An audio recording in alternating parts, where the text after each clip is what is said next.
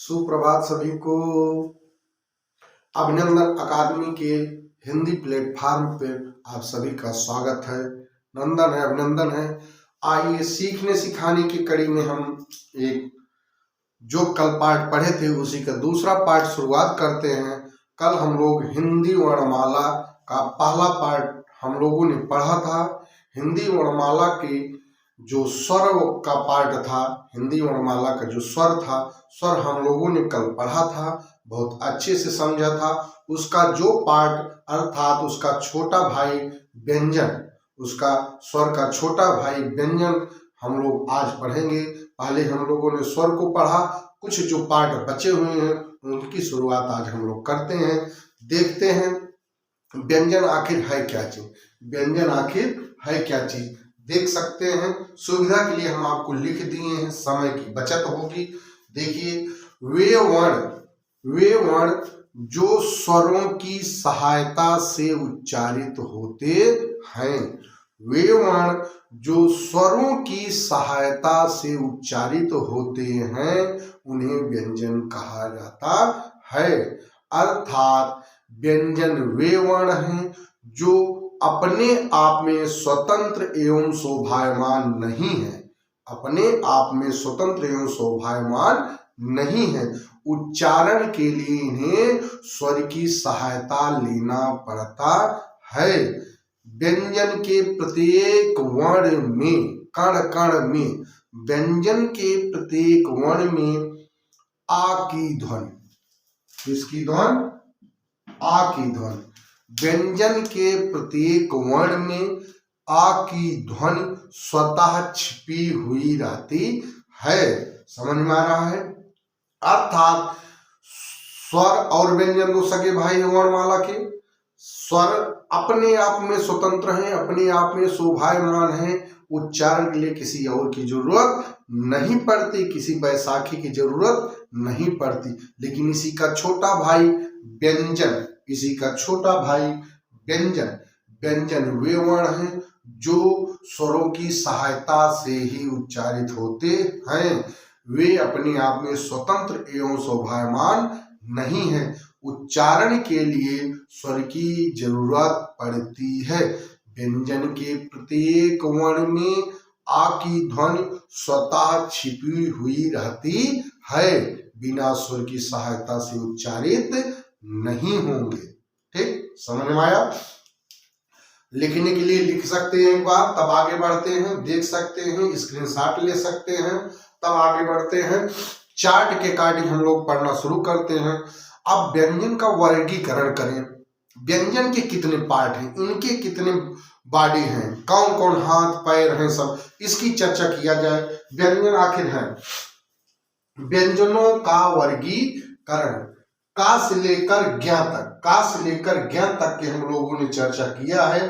ठीक, अब क्या क्या है का से लेकर मा तक, पहले इसकी चर्चा करते हैं। एक इसमें कितने क्वेश्चन बनते हैं, कैसे कैसे क्वेश्चन बनते, आखिर का से मा तक है क्या चीज, इसकी चर्चा किया जाए।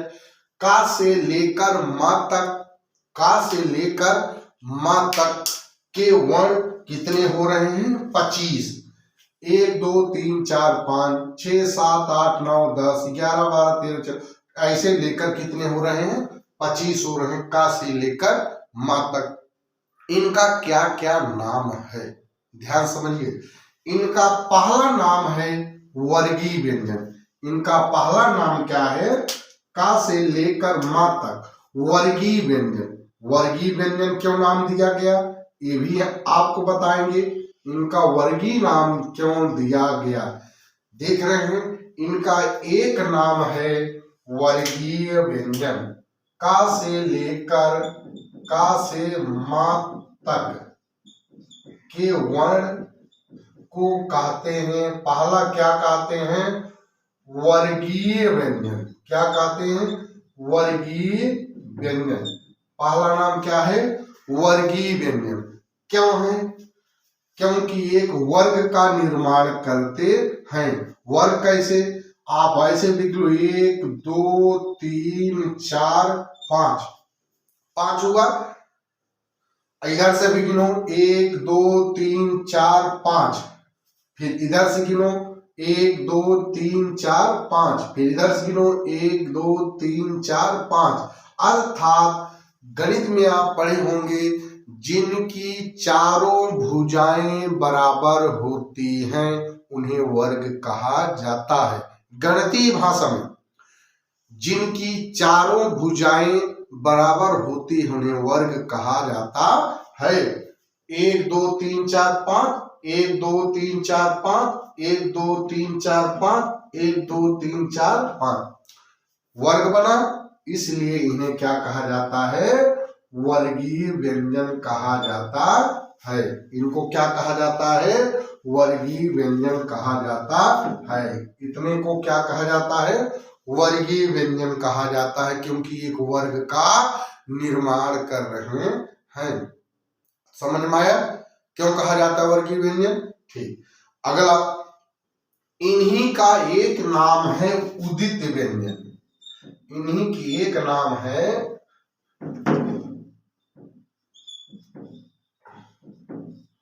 उदित व्यंजन।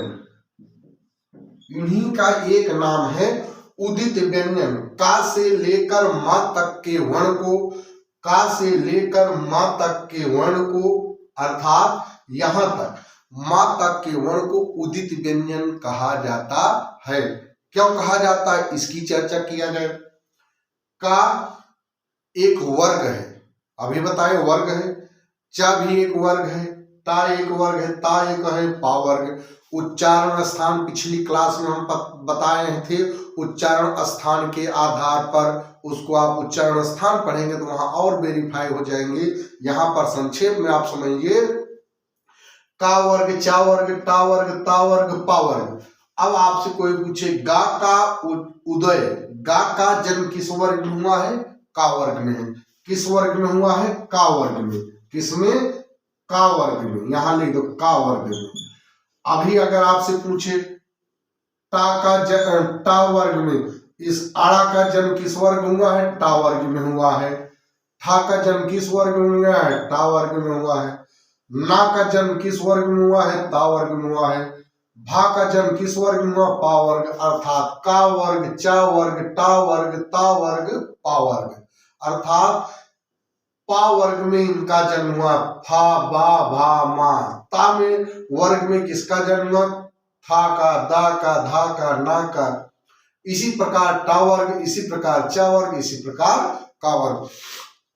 अर्थात का वर्ग, चा वर्ग, टा वर्ग, ता वर्ग, पा वर्ग में इन लोगों का जन्म हुआ है, अर्थात उदय हुआ है इनका, इसीलिए इन्हें उदित व्यंजन कहते हैं। तीसरा इसका नाम है, इसका तीसरा नाम है स्पर्श व्यंजन। स्पर्श व्यंजन वेरी इंपॉर्टेंट। स्पर्श व्यंजन, स्पर्श व्यंजन इसलिए क्यों कासिम मातों को स्पर्शी व्यंजन कहा जाता है? इसलिए कहा जाता है क्योंकि इनके उच्चारण में जीभ का प्रयोग होता है, ओठ का प्रयोग होता है, दांत का प्रयोग होता है, कंठ का प्रयोग होता है, मूर्धा का प्रयोग होता है। का, खा, गा, घा कहिए कंठ से उच्चारित तो होंगी। अकुह विसर्या नाम कंठा, का वर्ग। इचु यसा नाम तालु, तालु का प्रयोग हो रहा है, ता वर्ग। तुलसी नाम दंता, ताथा दाधा ना। उप नाम ओष्ठा, पावर का। ठीक। ऋतु रसा नाम मूर्धा। अर्थात काच, का, चा, टा, ता, पा वर्ग जितने हैं सब अपने अपने में दम रखते हैं। का कंठ से उच्चारण का वर्ग का, कंठ से उच्चारण चा का, ताल से उच्चारण चा वर्ग का, टा वर्ग का मूर्धा से उच्चारण, ता वर्ग का दंत से उच्चारण, पा वर्ग का ओठ से उच्चारण, इसलिए इन्हें स्पर्शी व्यंजन कहा जाता है। जीभ कहीं न कहीं ओठ को टच करती है, दांत को टच करती है, कंठ को टच करती है, मूर्धा को टच करती है, इसलिए इन्हें स्पर्शी व्यंजन कहा जाता है। अब आपसे पूछेगा स्पर्शी व्यंजनों की संख्या कितनी है? 25। कितनी है? 25। उदित व्यंजनों की संख्या कितनी है? 25। वर्गीय व्यंजनों की संख्या कितनी है? 25। किसी भी इंग्लिश से पूछे बेटा आपको कितना बताना है? 25। उदित व्यंजनों की संख्या कितनी? 25। स्पर्शी व्यंजनों की संख्या कितनी? 25। वर्गीय व्यंजनों की संख्या कितनी? 25। अब आगे आते हैं, मत तक क्लियर कर लिए। अब आते हैं अगला, या रा ला वा, या रा ला वा। ठीक, ये यहां तक क्लियर हो गया। अब बात करते हैं इसकी, इनको कहा जाता है अंतस्थ व्यंजन। अगला, इनको कहा जाता है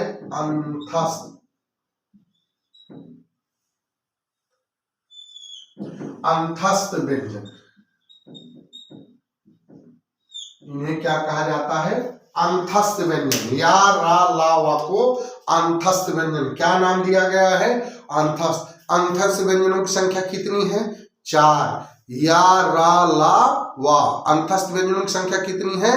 4। या रा ला वा, या रा ला वा संख्या कितनी है? 4। ठीक, अगला है ऊष्म व्यंजन। पांचवा है ऊष्म व्यंजन। ऊष्म व्यंजन, ऊष्म व्यंजन, सा सा सा हा, सा सा सा हा, दंत तालव्य सा, मूर्धन सा और हा।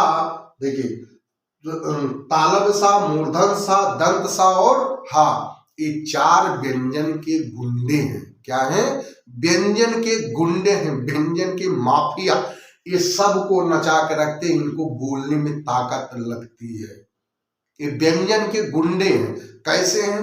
ऊष मीन्स उष्मा, ऊष मीन्स उष्मा, उष्मा से होगा, उष्मा, उष्मा मीन्स गर्मी, गर्मी उसी के अंदर होगी जिनके अंदर ताकत होगी। सा सा सा हा, आप कह के देखिए, इनको बोलने में ताकत लग रही, ज्यादा घर्षण करना, जीव को ज्यादा ताकत देनी हो, ज्यादा प्राणवायु का प्रयोग करना पड़ा है। सा खा सा हा, तो इसलिए इनको क्या कहा जाता है? व्यंजन के गुंडे। गुंडे मतलब गर्मी, इनको ज्यादा ताकत लगाना पड़ रहा है, इनकी ताकतवर है, इनको बोलने में ज्यादा ताकत का प्रयोग करना पड़ा, ज्यादा जीव का घर्षण हो रहा है, ज्यादा प्राणवायु का प्रयोग हो रहा है, जीव का ज्यादा घर्षण प्रयोग, इसलिए इन्हें क्या कहा जाता है? ऊष्म व्यंजन कहा जाता है। ठीक, अगला पढ़ते हैं हम लोग, छत्रंग्या और स्रा। इन्हें क्या कहा जाता है? संयुक्त व्यंजन। इन्हें क्या कहा जाता है? संयुक्त व्यंजन। इन्हें क्या कहा जाता है? संयुक्त व्यंजन। इन्हें क्या कहा जाता है? संयुक्त व्यंजन। इनको क्या कहा जाता है? संयुक्त व्यंजन। अब आता है छत्रंग्या का निर्माण के संयुक्त व्यंजन की संख्या कितनी है? चलिए यहां इसका चीरफाड़ कर देते हैं। छत्रंग्या का प्लस सा बराबर 6, ता प्लस रा बराबर 3, जा प्लस इन्या बराबर 11, सा प्लस रा बराबर स्रा। छत्रंग्या का निर्माण किन 2 वर्णों से हुआ है? ध्यान में, छा का निर्माण का प्लस सा से हुआ है, त्रा का निर्माण ता प्लस रा से हुआ है, ज्ञा का निर्माण जा प्लस न्या से हुआ, सा प्लस रा से स्रा का निर्माण हुआ है। हिंदी वर्णमाला में संयुक्त व्यंजनों की संख्या कितनी है? 4 है। हिंदी वर्णमाला में संयुक्त व्यंजनों की संख्या कितनी है?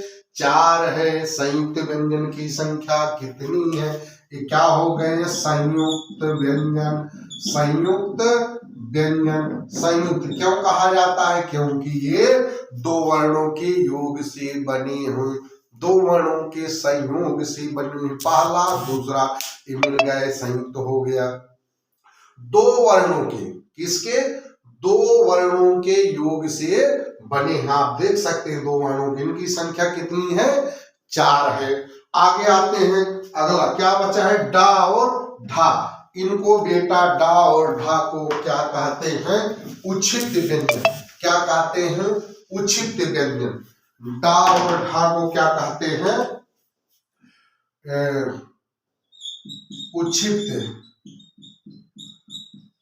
उच्छिष्ट व्यंजन। इन्हीं को द्विगुणी व्यंजन, द्विगुणी व्यंजन भी कहते हैं।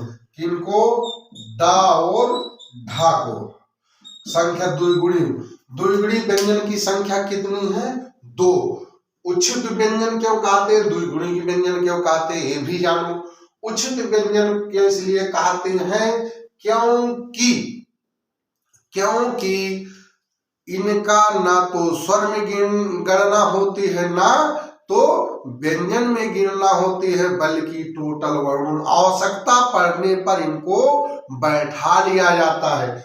उच्छिष्ट इनकी अवहेलना करते हुए भी इनको बैठा लिया जाता है। कैसे? अभी हम आपको लिखें, जैसे सड़क।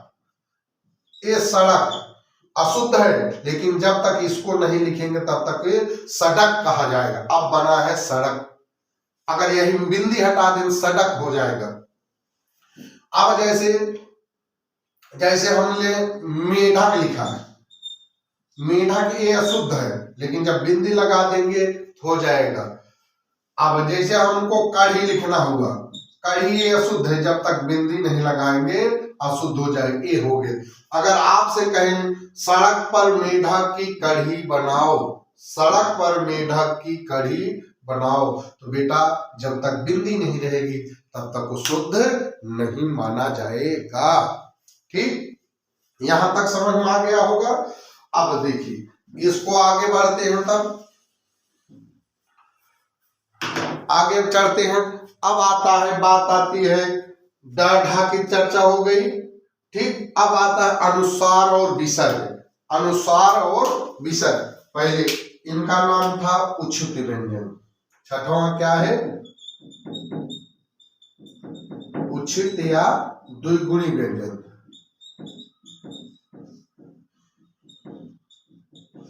अगला है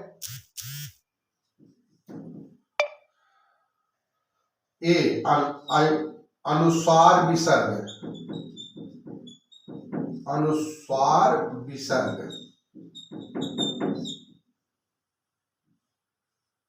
अनुस्वार विसर्ग। ठीक, अब अनुस्वार विसर्ग कौन सा है?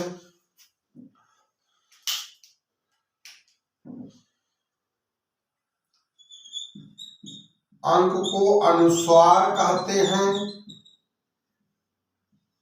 अंक को अनुस्वार, आह को विसर्ग। आह को विसर्ग दोनों को मिलाकर बेटा उस दिन पिछले भी क्लास में कहे थे, इनको कहते हैं अयोगवाह।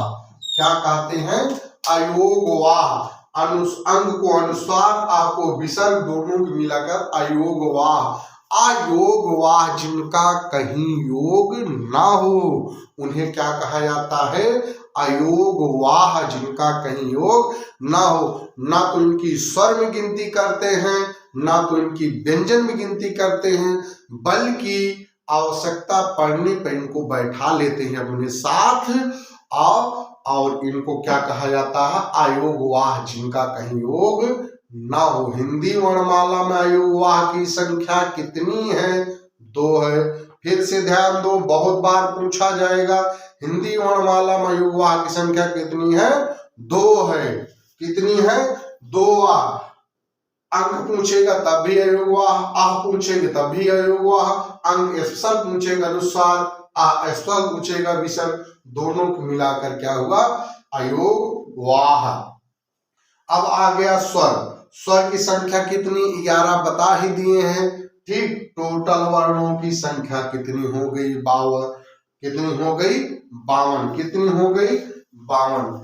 ठीक, अब अन्य कुछ ऐसे वर्ण हैं, अन्य वर्णों की चर्चा किया जाए।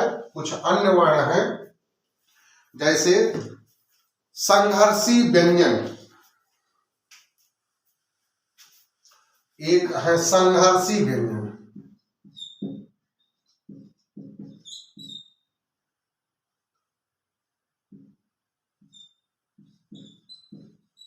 संघर्षी व्यंजन।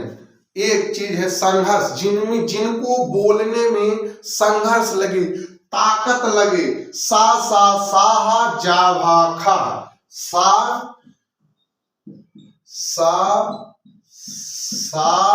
हा जा भा, सा हा जा भा खा ग, खा ग,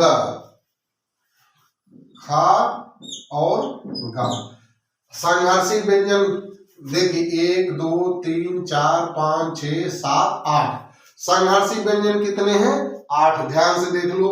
संघर्षी व्यंजन स्पर्श संघर्षी, अगला देख लो पॉइंट, 9 पॉइंट देखो, ये 10वां पॉइंट। स्पर्श संघर्षी, स्पर्श संघर्षी चा छा जा झा, चा छा जा झा, चा छा जा झा, स्पर्श संघर्षी। ठीक। अर्धस्वर 11वां देखिए, अर्धस्वर वेरी इंपॉर्टेंट बेटा, वेरी इंपॉर्टेंट। या और वा को अर्धस्वर कहते हैं। इनकी संख्या कितनी है? 2। इनकी संख्या कितनी है? 2। एक बताए पार्श्विक व्यंजन, पार्श्विक, पार्श्विक व्यंजन,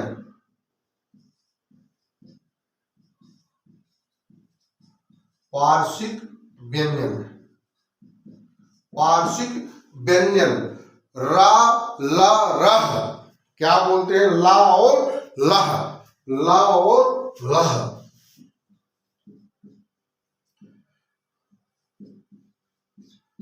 ला और लह, ला और लह, इनको क्या बोलते हैं? पार्श्विक व्यंजन। ठीक। एक है लुंठित व्यंजन, एक है लुंठित व्यंजन, लुंठित व्यंजन, लुंठित व्यंजन रा और रह। ठीक। और हो गया दंतोष्ठ वा, दंतोष्ठ, दंतोष्ठ वा, दंतोष्ठ वा, दंतोष्ठ वा, ये हो गया। ये और हो गया द्वित व्यंजन, द्वित व्यंजन, हाँ, आगत व्यंजन, द्वित। इसको मिटा दें, लिख लिए हो तो इसको मिटा दें। ठीक।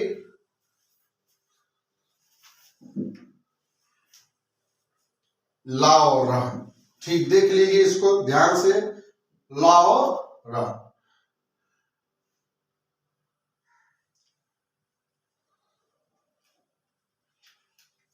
ठीक।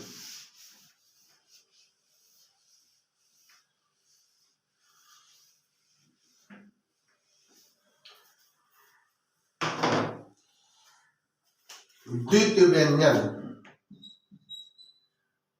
द्वित व्यंजन,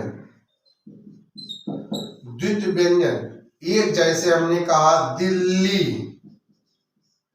बिल्ली,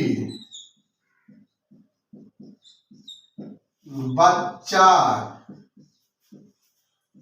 कच्चा, सच्चा, लल्लन। एक द्वित व्यंजन, एक बार आधा आए फिर वही वर्ण पूरा आए, एक बार आधा आए फिर वही वर्ण पूरा आए, उसे द्वित व्यंजन कहते हैं, द्वित वर्ण कहते हैं। जो एक बार आधा आए फिर दोबारा वही पूरा आए तो उन्हें क्या कहेंगे?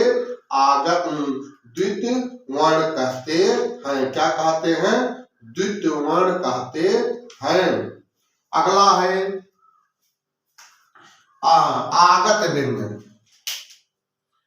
आगत व्यंजन,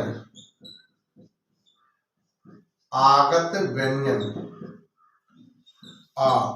बिंदी लगा खा गा आगत व्यंजन का, खा, गा, जा, फा, जा, सबके नीचे बिंदी, सबके नीचे बिंदी। एक ए वाला हो गया ए, ठीक। और ए अंग्रेजी के है, आया अंग्रेजी से आया हुआ, अंग्रेजी से ये अंग्रेजी से आया हुआ है, ये अरबी फारसी से आया हुआ है। ये जो है अरबी और फारसी से आया है। ये अंग्रेजी का है, ये अरबी और फारसी का है। जो बोला कि ये अरबी फारसी का है, ये अंग्रेजी का है। एक है वत्स व्यंजन, वत्स व्यंजन, वत्स व्यंजन,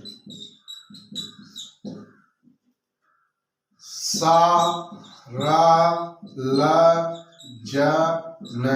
चाहे इसको जनरल सा कर लो, चाहे सरल जन कर लो। वत्स व्यंजन की संख्या कितनी है? 5। वत्स व्यंजन की संख्या कितनी है? 5। इस प्रकार से हम लोगों ने व्यंजनों को देखा। अभी बाह्य प्रयत्न के आधार पर स्वर व्यंजन के भेद, अल्पप्राण, महाप्राण, अघोष, सघोष। हम अघोष, सघोष बहुत व्यवस्थित पिछली क्लास में हम पढ़ा चुके हैं। वहां से जाकर आप देख सकते हैं, बहुत विस्तार से अल्पप्राण और महाप्राण, अघोष, सघोष को बहुत विस्तार से पढ़ाए, वहां जाके पढ़ सकते हो। लेकिन फिर भी शॉर्टकट संक्षेप में अगर हम 2 मिनट में अगर समझाना चाहें तो कि वे वर्ण अल्पप्राण, वे वर्ण जिनके उच्चारण में प्राणवायु का कम प्रयोग किया जाता है, या किसी वर्ग का पहला, तीसरा, पांचवा वर्ण प्लस या, रा, ला, वा, ये क्या होते हैं? अल्पप्राण होते हैं। ठीक इसी के विपरीत महाप्राण, जिन वर्णों के उच्चारण में प्राणवायु का अधिक प्रयोग किया जाता है, या किसी वर्ग का दूसरा और चौथा वर्ण महाप्राण होता है, प्लस ऊष्म व्यंजन सा, सा, सा, हा, दूसरा चौथा वर्ण और सा, सा, सा, हा, ये क्या होते हैं? महाप्राण होते हैं। इसका तीसरा भाई अघोष, किसी वर्ग का पहला, दूसरा वर्ण प्लस सा, सा, सा, अघोष होता है। सघोष, किसी वर्ग का तीसरा, चौथा, पांचवा वर्ण या, रा, ला, वा, हा, सघोष होता है। ये सब अल्पप्राण, महाप्राण, सघोष। और विस्तार से समझना हो, इसकी पिछली वाली क्लास में बहुत व्याख्यात्मक अल्पप्राण, महाप्राण, अघोष और सघोष को पढ़ाए हैं। वहां जाकर आप बिंदास पढ़ सकते हैं, बेहतर से बेहतर पढ़ाए हैं, अच्छा नोट्स आप बना सकते हो। ठीक, उम्मीद करते हैं ये पूरा वर्णमाला की एक जो चार्ट बनाए आप आराम से जान सकते हो, देख सकते हो। आज पूछ सकता है का से लेकर मा तक के वर्णों को स्पर्शी व्यंजन कहते हैं, उदित व्यंजन कहते हैं और वर्गीय व्यंजन कहते हैं। स्पर्शी व्यंजन की संख्या 25, उदित व्यंजन की संख्या 25, वर्गीय व्यंजन की संख्या 25। इसके बाद या, रा, ला, वा को कहते हैं अंतस्थ व्यंजन। अंतस्थ व्यंजन की संख्या 4 है। सा, खा, सा, हा को ऊष्म व्यंजन कहते हैं। ऊष्म व्यंजन की संख्या 4 है। कितनी है? 4 है। फिर सा, खा, सा, हा आ गया। फिर छ, त्रंग, ज्ञ, स्रा को संयुक्त व्यंजन कहते हैं। इनकी संख्या 4 है। हिंदी वर्णमाला में संयुक्त व्यंजन की संख्या 4 है। उसके बाद छ, त्रंग, ज्ञ, स्रा आ गया। उसके बाद ड, ढा को उचित व्यंजन, द्विगुणी व्यंजन कहते हैं। या, वा को अर्धस्वर कहते हैं। स, र, ल, जन को वर्त्स व्यंजन कहते हैं। और अंग, आ को अनुसार और विसर्ग को आयोग वाह कहते हैं। और स्वरों की संख्या 11 है। कितनी है? 11 है। ठीक, और टोटल एक तरफ से देखिए 25, 4, 29, 4, 33 मौलिक व्यंजनों की संख्या कितनी हो गई? 33 हो गई। संयुक्त व्यंजन की संख्या 4 हो गई। द्वितीय व्यंजन की संख्या, उचित व्यंजन की संख्या 2, अनुसार विसर्ग 2, स्वर की संख्या 11, टोटल वर्णों की संख्या 52 हो गई। इस प्रकार से हम लोगों ने आज की क्लास में देखा वर्ण। ठीक, उम्मीद करते हैं आपको समझ में आया होगा। ठीक, मिलते हैं अगली क्लास में, तब तक के लिए ढेर सारी शुभकामनाएं। सफल हो, मंगलमय हो, आप सफलता के उस ऊंचाइयों पे पहुंचिए बेटा जिसके आप काबिल हो। आपके सफलता में मेरी सफलता छुपी हुई। संघर्ष करो, संघर्ष में ही सफलता छुपी हुई है। बेहतर से बेहतर करो। धन्यवाद।